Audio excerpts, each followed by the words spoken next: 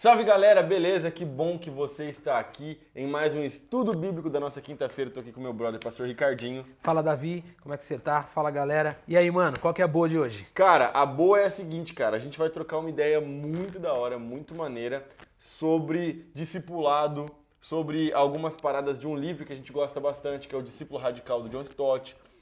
Enfim, nós vamos falar sobre essas questões aí do discipulado do Senhor Jesus Cristo. Vai ser bem interessante. Então, não deixa de se inscrever no canal, deixa o seu like e compartilhar com seus amigos. Mano, vamos lá então. Bora. Vamos tentar então começar definindo o que é discipulado. Definindo o que é discipulado. Beleza, você quer começar ou eu começo? Você, manda boa. Eu começo? Tá bom, cara. Olha só. O discipulado, ele é uma parada quando a gente vai olhar para a palavra de Deus. Eu não vou trazer uma ideia genérica, mas vou tentar trazer a ideia da palavra de Deus. A gente herda essa questão de um conceito judaico, que era quando você tinha ali o mestre, né, o rabi, né, o rabino, tá ligado? E ele tinha o seu talmidim. Ele tinha a galera que andava com ele. Então ele ensinava o talmidim a respeito da Torá, né? Ele ensinava a respeito da lei, ensinava a respeito dos profetas. E ele ensinava desde cedo até que ele ia se tornando um rapaz, e tem todos os processos. Enfim, a gente herda esse conceito do discipulado do judaísmo, mas óbvio que nós não somos judaizantes, afinal de contas, a gente já aprendeu isso com a palavra de Deus. A gente pode fazer um vídeo um dia sobre isso, não é verdade? Falar por que a gente não precisa mais ser judaizante, nem nada dessas coisas. É um vídeo bom pra gente fazer. Mas, qual que é a parada? A gente herda esse conceito de que nós temos um mestre e que nós andamos e aprendemos com esse mestre. Então a gente herda esse conceito judaico da ideia de que nós temos um mestre, nosso mestre é o Senhor Jesus Cristo, e ele nos convida ao seguirmos e ele nos convida ao imitarmos, ao sermos parte desse reino. Então ele nos convida ao discipulado, né? A gente percebe isso claramente, por exemplo, no Sermão do Monte. Ok, então a ideia de discipulado é um mestre que tem um aluno e esse aluno vai seguindo as diretrizes, Sim, os ensinamentos desse mestre. Isso, exatamente. Ok, Davi, a gente olha para o Novo Testamento e a gente vê que Jesus, ele discipulou Sim. os discípulos. Sim. A gente olha para o Antigo Testamento, a gente vê, por exemplo, o relacionamento Mais do que os 12, inclusive. Porque Mais o do pessoal que os acha que 12. Jesus tinha só 12, né? Mais do que os 12, né? Discipulou 70, né? Isso. Mas a gente olha também para o Antigo Testamento, vê o relacionamento de discípulo, né, de discipulador e discípulo com Eliseu, Elias e Eliseu. Sim. Porém, quando a gente olha lá no Novo Testamento, a gente vai ver que a palavra discípulo sempre deu a conotação e a ideia de relacionamento. Certo. Existe diferença na sua concepção da palavra cristão e discípulo ou elas se complementam? Por que eu estou perguntando isso? Porque muitas pessoas dizem, não, eu não sou discípulo. Eu sou cristão. Ou uns falam, eu sou discípulo, mas não sou cristão. E vice-versa. Sim. Existe uma diferença, mano? Não deveria existir. Mas por que existe? Porque no conceito brasileiro, essa ideia de discipulado, por causa de alguns métodos, aí isso é o pessoal mais velho de igreja. O pessoal mais novo de igreja não tem tanto essa ideia. Mas o pessoal mais velho de igreja, que viu algumas transições dos anos 90 para os anos 2000, do início dos anos 2000, viu algumas ideias de discipulado muito erradas, alguns métodos de discipulado herdados aí da América do Sul, da Colômbia, da Argentina, por aí vai. E aí essas paradas elas foram muito danosas para a ideia de discipulado brasileiro. Então quando você fala que você numa igreja que você trabalha com discipulado, esse pessoal mais antigo já dá um arrepio na espinha. Então fala, não, essa parada eu não quero. Eu não sou discípulo, eu sou seguidor de Jesus. Mas, na verdade, não deveria haver uma diferença, porque o cristão é um pequeno Cristo, né? É aquele que é o seguidor de Jesus. A Bíblia vai dizer que os primeiros discípulos, eles eram chamados de os seguidores do caminho, né? E o caminho é o Senhor Jesus Cristo. Ele mesmo fala que ele é o caminho, Eu né? sou o caminho, a verdade e a vida, né? Entendeu? Então, assim, não deveria haver essa distinção. Ok, perfeito. Então, falando desse relacionamento que não pode haver distinção, o John Stott, no livro Discipulado Radical, ele fala que nós, como seguidores de Cristo, discípulos de Cristo, aqueles que seguem o exemplo de Cristo, nós devemos ser um povo inconformado. Sim. Nós devemos viver um período de peregrinação e nesse período de peregrinação nós devemos ser inconformistas. Sim. Em que sentido? Nós estamos no mundo, Nós temos o nosso papel no mundo de ser sal da terra e luz do mundo, mas nós não devemos nos moldar aos padrões do mundo Sim. que são contrários à vontade de Deus. Com certeza. E para nós não sermos conformados a esse padrão, ele cita 4 perigos que nós devemos combater como discípulos de Cristo. Certo. O primeiro perigo que ele diz é o relativismo. Aham. E você que trabalha com os adolescentes, Sim. em que área você vê o relativismo batendo de frente com o cristianismo e sendo danoso para os adolescentes? Eu quero bater nessa tecla com você. Hoje é mais fácil eu falar qual área que o relativismo não se encontra, tá ligado? Porque assim, tudo agora se tornou uma questão de relativismo. Porque o que acontece? O caminho. Primeiro eu vou falar uma parte meio técnica, digamos assim, mas não é técnico, mas o caminho para que algo se torne uma realidade no imaginário das pessoas é o seguinte: ele começa num ambiente acadêmico, assim, né, no ambiente nerd das faculdades. Então os filósofos começam a falar sobre isso de relativismo. Aí beleza. Só que depois ele desce para uma outra camada, tá ligado? Que é uma camada das mídias populares. Então isso começa a ser exposto, falado, escrito na série, no filme, na revista em quadrinho. Tudo bem que hoje a galera lê menos quadrinho, mas no anime e tudo mais. Beleza. Então aí, dessa parada, se isso aqui cai na boca do povo, já era. Aí não tem mais volta. Que é o que não tem mais volta assim, óbvio que a gente acredita que o evangelho Pode transformar. resgata, mas tô falando assim de modo geral. E aí é exatamente isso que aconteceu com a ideia de relativismo.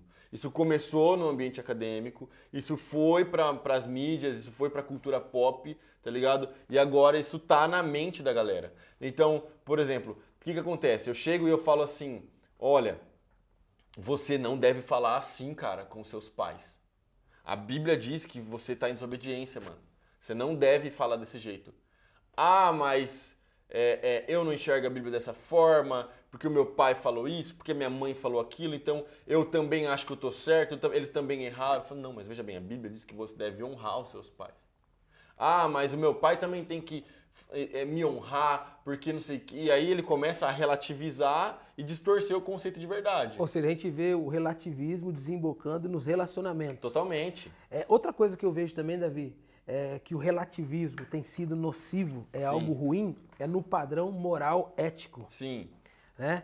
O relativismo, por exemplo, nós que cremos nas Sagradas Escrituras como nossa regra de fé e prática e base para o nosso viver, Sim. a palavra diz que homem e mulher devem manter relação sexual dentro do casamento. Certo. Fora disso é pecado. Com certeza. E a gente vê que o relativismo traz muitas vezes a ideia errada de que as pessoas podem viver do jeito que quer, da forma que quer e como quer. Sem padrão, né? Essa que é a parada. A ideia é que fica tudo sem um padrão. Então, E por tira exemplo, até a singularidade de Jesus tira Cristo como tudo. caminho, a verdade e a vida. Tira tudo, cara. Porque assim, a verdade é uma pessoa, né? Esses dias me perguntaram no Instagram sobre João 8,32, esse versículo, né? Conhecereis a verdade vos libertará. E eu falei, gente, esse versículo nunca foi para ser usado como propaganda política na televisão. Esse versículo é a verdade de uma pessoa, a pessoa de Jesus Cristo. Quando a gente conhece a Jesus, nós somos libertos do quê? Da escravidão do pecado e da escravidão de sermos servos de nós mesmos. Só que agora, o que acontece? Se não existe mais verdade, não existe nada do que eu preciso ser liberto. Entendeu? Se não existe a verdade de Jesus Cristo, então eu não preciso mais ser livre do pecado, porque eu já estou vivendo a vida do jeito que eu quero. Esse é o embate que eu tô tendo com vários adolescentes, tá ligado? Tipo assim, a ideia de pecado virou uma ideia muito fluida. Virou uma ideia abstrata. Totalmente, mano. Parece que o pecado que a Bíblia define como errar o alvo, para essas pessoas parece que é uma doença, é uma patologia, ou em alguns círculos nem existe mais essa Então, ideia. essa que é a real. A real é que não existe mais. Mas eu acho que isso é fruto também de uma segunda onda, se é assim que pode dizer, que também é nociva ao discipulado cristão, que é o pluralismo religioso. Sim. A diversidade de religiões, a diversidade de opções que as pessoas têm hoje, que tira de Jesus Cristo a singularidade dele ser o caminho, a verdade e a vida, mano. Sim, com certeza, mano. Com certeza, você está 100% correto, cara. É porque, por exemplo, hoje em dia é ofensivo falar que Jesus Cristo é o único caminho que leva a Deus. Antigamente, né? Antigamente não, né? Uns 10 anos atrás, quando eu dava aula de teologia, a gente tinha na grade curricular de teologia seitas e heresias. Sim. Hoje, devido ao pluralismo, a gente não pode colocar seitas e heresias. A gente tem que colocar religiões comparadas. Sim, porque a gente não pode ser ofensivo mais. Quando eu estudei essa parte de seitas e heresias, foi dentro de apologética. Porque também não poderia ter a matéria seitas e heresias, era só apologética. Mas aí é que está um negócio. Nós temos que resgatar para o discipulado cristão a singularidade de Jesus Cristo, a singularidade da fé. Sim. E as bases da fé cristã. Sim, totalmente. Porque aí é que está o negócio. Tem aquele ditado que diz, todos os caminhos levam a Roma. Sim. Pode ser que levariam a Roma antigamente, mas nem todos os caminhos levam a Deus. Não, só um caminho leva a Deus. Só um caminho leva a Deus. Essa que é a Jesus parada. Cristo. E Jesus Cristo é uma pessoa, ele tem cara, ele viveu, ele existiu, ele venceu o pecado, ele morreu, ele ressuscitou. Só que o falar sangue isso dele hoje é ofensivo. é ofensivo, mano. Entendeu? Essa que é a parada. Só que eu sinto muito, gente, mas assim, a gente vai continuar falando sobre isso, entendeu? Porque a gente não tá aqui, eu, o Ricardo, a Primeira Igreja Batista de Marília, pra pregar outro evangelho. Então não tem muito pra onde a gente ir, tá ligado? A verdade é uma pessoa, a verdade é o Senhor Jesus Cristo. Nós temos que aprender a não negociar os princípios bíblicos. Mandamentos bíblicos são atemporais, são inegociáveis. Se você caiu nesse vídeo agora e tá falando assim, nossa, mas como é que você pode afirmar isso? Cara, no estudo bíblico, entra na playlist aí, tem uma série de vídeos que você pode assistir que a gente justifica toda essa nossa fala. A gente percebe que essa ideia de materialismo, ela começa desde cedo, né? Porque, por exemplo, se você entra nas redes sociais, você vai ver um clipe e tal, qual que é a parada? É a cultura da ostentação, mano. É o tênis de 1.000 conto, tá ligado? É o tênis de 1.500 conto, é a melhor roupa e tudo mais, e a galera ostentando o tempo todo, tipo assim, que sucesso na vida é você ter um monte de coisa. É o melhor iPhone. Ah, com certeza. Tem uma galera que, por exemplo, compra um iPhone hoje, daqui uma semana, mano, lançou outro, aquele já ficou arcaico, aquele já ficou ultrapassado. Isso uma semana, e a pessoa vive para aquilo. Totalmente. Se a pessoa não conseguir comprar, parece que ela não vai ser feliz, tem um vazio dentro do coração dela. Totalmente. É uma parada muito insana, assim, cara, essa pressão que existe por você estar sempre comprando uma parada melhor, Você acha que sabe? tem essa parada do materialismo, né? A gente vê as pessoas fora da igreja, a gente vê esse consumismo mesmo. Sim. Não, mas dentro da igreja também. Dentro da igreja você acha que tem também, mano? Acho, com certeza. Você acha que tem o materialismo gospel? Oh, Igual a galera fala. pra caramba. Eu vou colocar gospel aqui porque o povo gosta dessa palavra gospel, né? É que a gente não gosta dessa ideia, desse dualismo de ficar separando as coisas. Sim, né? do sagrado e do secular. Mas existe sim, cara. Existe porque infelizmente, velho, você tem essa cultura que vende, né? Nós estamos num capitalismo aí que vende, então tudo vende. Então o cara, às vezes... Ó, eu vou contar uma história aqui. Eu acho que eu nunca contei essa história assim em vídeo, mas vai ficar aqui registrado. Na faculdade eu tinha um amigo, quando eu estudava administração, eu tinha um amigo que não era cristão. Tinha vários amigos que não eram cristãos, mas tinha um que a gente sempre fazia trabalho junto. Ele era um cara muito inteligente. E aí, mano, ele não é cristão hoje.